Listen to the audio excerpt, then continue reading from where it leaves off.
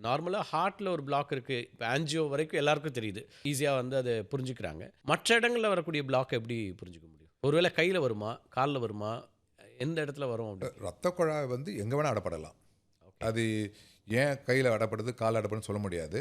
ஆனால் 90% வந்து காலில் தான் அடப்படுது. ஓ! அது என்ன சொல்கிறது, அது ஃப்ளோ டர்புலன்னு சொல்கிறது. அதாவது ஹார்ட்லேருந்து ரத்த குழாய் அது ஹையாக ஒரு ஸ்பீடாக வருது, வந்து பிரியுது ரெண்டா.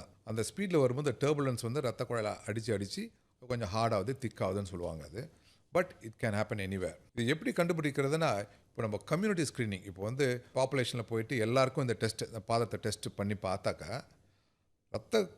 கம்மியாக போகிறது ஏசிம்டமேட்டிக் டிசீஸ், அதாவது அவங்களுக்கு கஷ்டம் இல்லாமையே வியாதி இருக்கிறது வந்து காமனாக இருக்கலாம். ஆனால் அதை தவிர சிம்டம் யாருக்கெல்லாம் வரும்னு சொன்னாக்கா, இது மாதிரி நம்ம ரிஸ்க் ஃபேக்டர் பார்த்துட்டு அவங்கள ஸ்க்ரீன் பண்ணுறோம். ஓகே. காலில் இருக்க ரத்த குழாய் அடப்பட்டு போச்சுன்னா முக்கியமாக கால் வலி. ஆ. ஆனால் கால் வலி உங்களுக்கு தெரியும், எதை வேணால் வரலாம். மூட்டுனால் வரலாம், நரம்புனால் வரலாம், சதையினால் வரலாம். முக்கியமாக ரத்த குழாயில் பிளாக் வந்தால் சதையினால தான் வரும் அது.